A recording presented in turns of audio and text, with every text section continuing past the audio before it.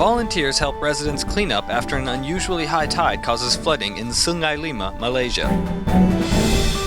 Hualien Tzu Hospital and Tzu University team up for a new program to keep seniors healthy. Welcome to DaAi Headlines. I'm Duncan DaAi. Thank you for joining us. In Malaysia, for the first time in the past 20 years, an unusual rising tide caused serious flooding in Sungai Lima, Palau Ketam. After hearing the news, Tzu volunteers headed to the damaged areas to survey the disaster, bringing consolation cash and blankets to 6 affected families. Among the families, they found a senior who had been sleeping on the wooden floor. Volunteers gave her a jingsi folding bed to ease her discomfort. The seawater was flooding the houses, which also caused the wooden flooring to be damaged. A local resident photographed the event when an unusual rising tide flooded the Sungai Lima, Palau Ketam. The seawater kept flooding here, which caused all of the wooden boards to float on the water. My first priority was to take good care of my children. I knew I shouldn't stride over there because it might be dangerous. I might fall in the sea and I can't swim. My home was also affected and suffered water damage. I think the great damage was brought by a sudden windstorm, which took place at 6 in the morning near Sungai Lima. This is the first unusual phenomena that has appeared in Sungai Lima over the past 20 years. Tzu volunteers headed to this area to survey the disaster areas and comfort affected residents. I was afraid that the table might fall down because it was shaking. I moved it outside and then moved it in at night. Volunteers brought care and love to the affected residents, visiting door to door, making them feel blessed and loved. When a disaster takes place any time around the world, Tzu is usually the first group to comfort victims.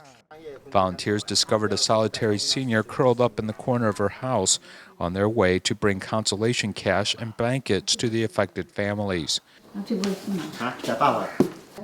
The senior lives in a poor environment and has been sleeping on the wooden floor for a long time. Volunteers graciously offered her a jingsi folding bed.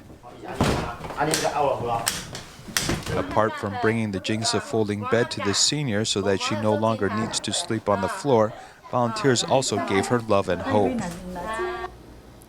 Deepavali is a major holiday for Hindus in Malaysia. While many families are together celebrating the holiday, Tzu volunteers use the occasion to visit 67 poor Hindu families, providing daily necessities and wishing them a happy Deepavali. Let's take a look at some of the families they visited. I'm happy because they came to see me like family. Variama Supalayan and her husband were in a car accident in February. This led Tzu volunteers to begin visiting this couple, as this time they brought gifts to the couple for Deepavali. When we run out of diapers and milk powder, I will tell the volunteers.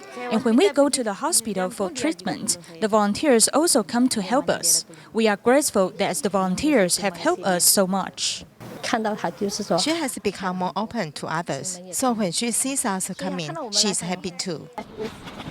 Sajendra Rajendra is another care recipient. He cannot work because of his upper extremity peripheral neuropathy, and his wife is about to give birth soon.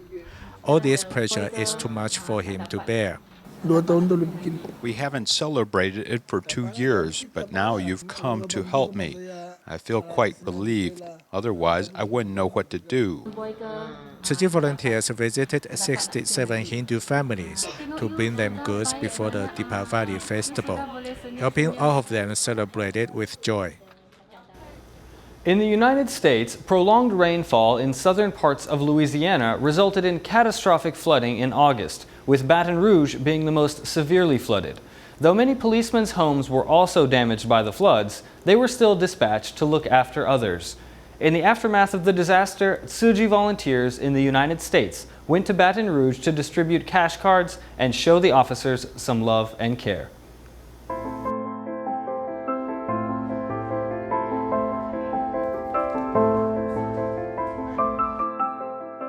The flood was definitely unexpected. We went from about 1,200 calls in 24 hours Baton Rouge wasn't hit as hard as New Orleans, so it wasn't as devastating as it is now. I was stuck in my house for 5 days. The floodwaters surrounded my house. I was probably a foot away from flooding and taking water myself, but I couldn't put a car out. I couldn't get anything out. I would have had to get in a boat to get out. It's what you do. It's your job. Put your stuff behind you, to the side, I should say, and you go out there and you treat the community. When everyone flooded in Baton Rouge, the police officers from the surrounding areas and in Baton Rouge went back to work, even as their homes were being flooded. So when they came back home and found that their houses were devastated too, that's when we thought as a union that they needed help, and we needed to look for it, and your organization came in and helped us, and it's been tremendous. We have to buy all new furniture, new clothing, about everything, so we're going to use it for that. It's going to help, definitely. It's a wonderful thing that y'all are doing, and we really appreciate it. In Malaysia, Tzu Chi volunteers from Klang have long cared for children who live in the public residential housing of Padang Jawa. In order to ensure the children get a decent education, volunteers offer regular tutoring and also provide special humanitarianism classes. Recently, volunteers took them to a Tzu Chi recycling center in Klang to show them how recycling can help keep the earth healthy. Tzu Chi volunteers in Klang, Malaysia offer a special program for the students who live in Padang Jawa. This program includes humanitarian classes. On this day, children aged 6 to 13 visited a Tzu Chi recycling center in Klang. We saw these children living in a dingy environment where trash was piled up. So we are trying to instill environmental consciousness in them when they are still young.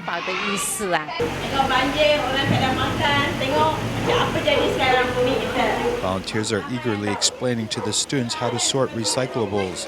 After learning this lesson, students were asked to put this education into practice. To me, doing recycling is interesting. I should protect the environment. Otherwise, Mother Earth will become a bad place for us to live. Apart from doing recycling on their own, students also carry out the act of recycling at home, encouraging their family to do it together. I sort the bottles at home. If there is a recycling code at the bottom of the bottle, it means that it can be recycled.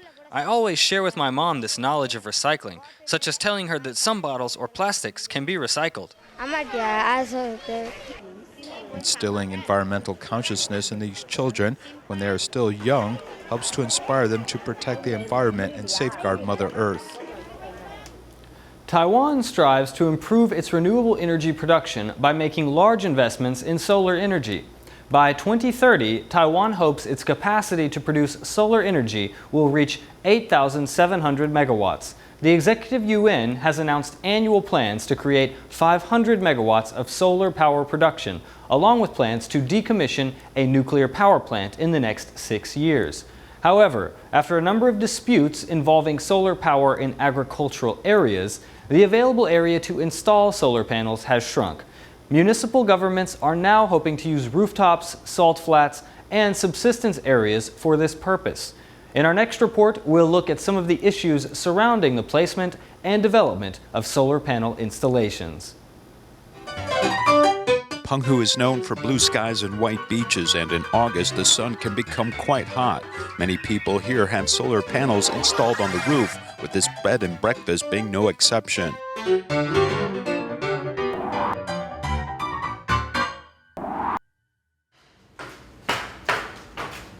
The owner of this B&B takes us to the third floor roof to inspect the solar panels, which he says makes turning on the air conditioning unnecessary. In fact, for my roof, it's good insulation, and it was inexpensive to install and relatively easy to maintain, as you just have to rinse it with water. After a typhoon, one just needs to wash it with water, and if the sun is shining, one can generate electricity. I wait until the sun goes down when it's not operating to see how much energy has been generated and how much money I have made. Looking at this data, this B&B owner is able to sell energy back to Thai Power, as his carbon-reducing technology will actually make him money. We estimate that it may take 7 years to pay back the investment. Actually, I think of it like an old age retirement pension. Penghu's solar energy development may be heating up much like the weather, with some people simply renting rooftops to install solar panels. Over here and over there is the same. If they have empty rooftops, in the winter they can get $10 to $15 a month. And if there is a problem with the solar panels, the company will even come to do repairs. We account for about 90% of all photoelectric systems associated with selling electricity, and right now we have received about 85 cases. Rooftops of homes, schools, and government agencies are all spaces that can generate income from renewable energy. Still, there has been a major bottleneck to this development. Solar panels have already been installed on most elementary and middle schools, fish markets, physical and mental rehabilitation centers, and public housing. It's not enough to rely on roofs alone, as we have cleared nearly 400 hectares of graves to help increase available space. From the public to government agencies, everyone has been mobilized to promote solar energy, but yet the same question continues to challenge Taiwan. Here is Taiwan's first water-based solar power facility. In the past, solar energy development in Taiwan has been limited by the lack of available land. However, with new equipment, even detention ponds or abandoned agriculture ponds can see solar panels installed to generate electricity. Moving solar panels over water not only generates electricity, but also provides shade, which reduces algae in the water. This type of water-based solar power generation doesn't compete for the same agricultural land. We use buoyancy to set up this water-based approach for solar power. But higher costs may be a problem. Taiwan's first project took place at the Agongtian Reservoir with a special water-based demonstration program. Unfortunately, few companies were willing to take the risk. Because the Bureau of Energy didn't offer a good price for this type of electricity generated from floating sources, so no businesses felt there was an incentive for this. Since we were not able to confirm a large-scale demonstration model, we compensated by offering a subsidy to cover the difference in costs between a more traditional model. Taiwan's solar energy development needs to overcome many challenges such as funding, as only 1/3 of the projected solar power capacity has been met. In addition to increasing the locations for solar power, the government should take into account more considerations such as, first of all, our price is relatively too low. The future of solar power in Taiwan is important as it is the second largest green energy power. Unfortunately, scarce land together with little interest from industry makes it a difficult sell. Perhaps more imagination is needed to help this industry, as yet another threat in the form of air pollution makes alternative energy all the more important.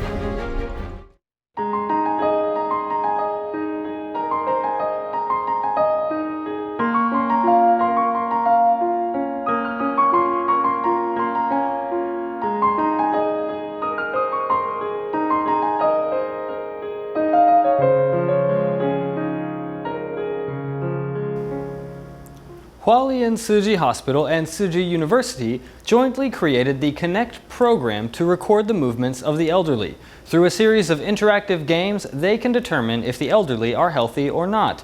Data collected by therapists can be used by medical teams to help maintain the health of the elderly. Let's see what the Connect program is all about.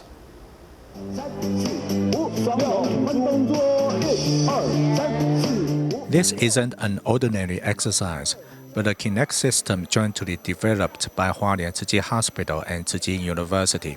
It allows the medical staff to examine the conditions of the joints of the elderly through interactive games. 看哦，你的手跟脚的成绩呢？你的手哈，肩膀比较抬不起来，对不对？嘿，对，那你要回去再多练习，或是要做复健。平常不动以后关节就会硬化。 If you don't move, your joints will become stiff. This system can record data about your body and shows a good comparison before and after the treatment. So I say it's okay to become old, but we should become old in a healthy way. 没有关系，可是我们是健康老化。 After the exercise is over, this data will be sent to the cloud. allowing the doctor to get a grasp of the health of the elderly, and the elderly will also know about their health by reading the numbers. 那中间灰色的是你的平均的成绩。那阿姨比较 OK 哦，阿姨是不是有在跳舞？很满意，很不错，因为平。I am satisfied with my score because I exercise often by walking and singing. This system allows me to move my whole body. It's quite comfortable. There are physical therapists on site, giving personal suggestions to the elderly about how to take care of themselves. In the future, this system will accompany Tzu medical teams to communities to benefit more elderly people. Last year, the Tzu Mothers and Fathers Association decided to found a scholarship program to encourage students studying at Tzu University.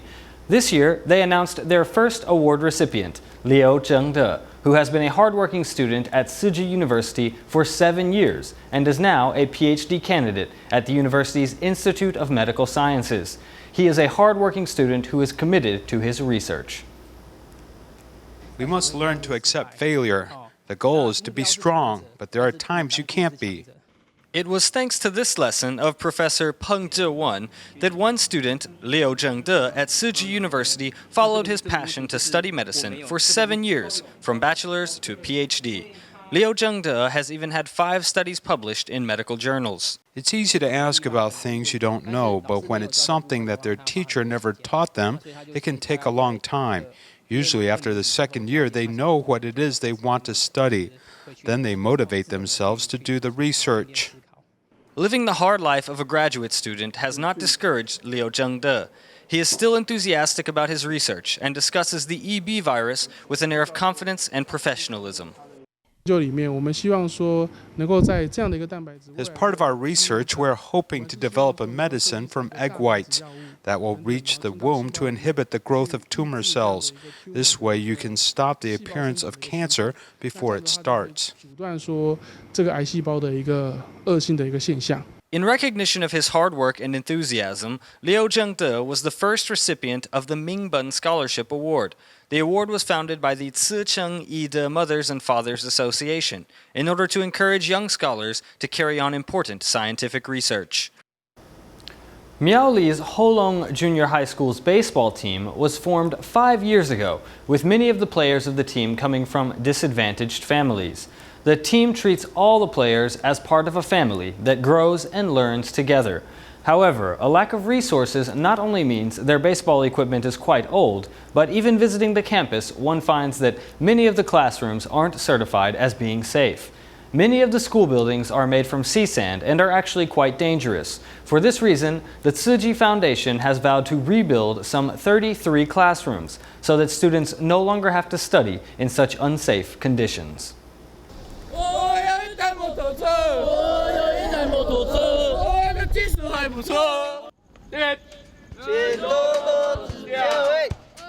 Holong Junior High School's baseball team is on this baseball field practicing under the hot sun.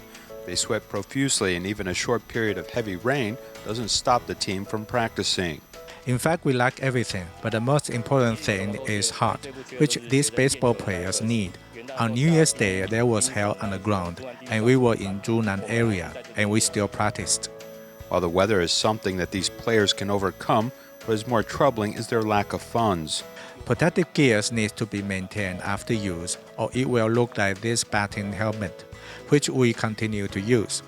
These balls are all covered with blue tape, as coaches are reluctant to throw them away, as a ball costs between $3 to $6, and these funds are hard to come by, as they are all need to be raised individually.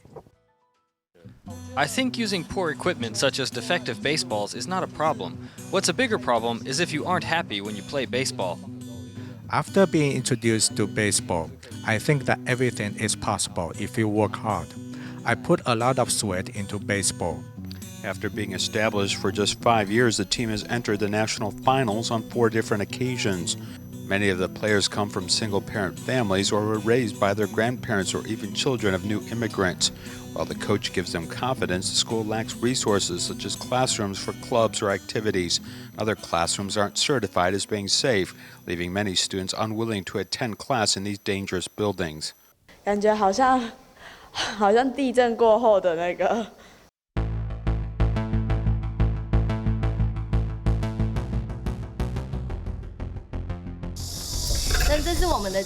This is our resource room, and you can see this steel rebar is corroding, and we have reinforced it several times to little effect. The toilets have also become very narrow, caused by the deformation of the cement wall. This door, when you open it, almost looks like it is going to fall off. Nearly 1/3 of the land is privately owned, which complicates the process of applying for repairs, though fortunately, Tzu has been able to lend a helping hand. Several old-timers say that I am quite fortunate, and I ask why do they say that? They say that I must have accumulated merit, as Tzu is coming to help us rebuild the school, which is something that is quite difficult to accomplish.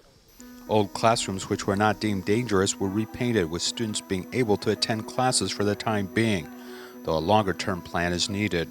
Tzu's Project Hope now aims to build 33 new classrooms to completely transform this area into a beautiful and safe learning environment.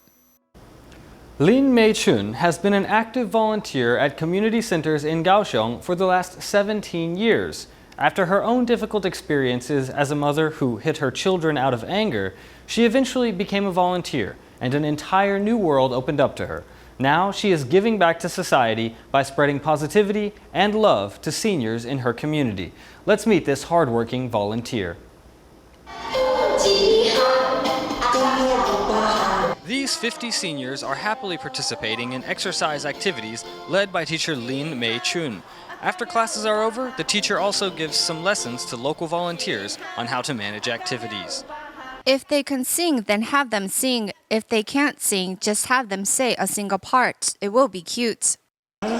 She's a great teacher and doesn't hold anything back. I always tell her I need her assistance, and she does all this without getting paid.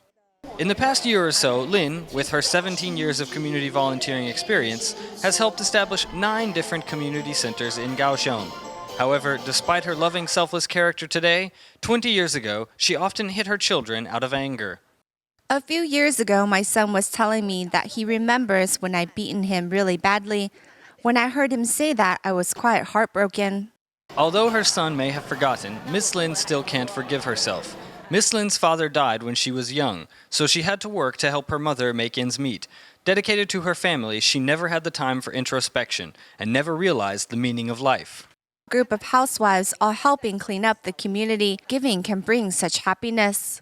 Ms. Lin will continue to be a positive force for encouraging the elderly in Kaohsiung, offering her own wisdom and experience to help brighten the lives of those in her community. Tzu volunteers in Kaohsiung recently reached out a helping hand to a solitary senior in need who is unable to take care of his own living environment. Tzu was there to restore the condition of his home and show a little love in the process. That's all the time we have for today. We'll leave you with these images. Thank you for joining us, and see you next time.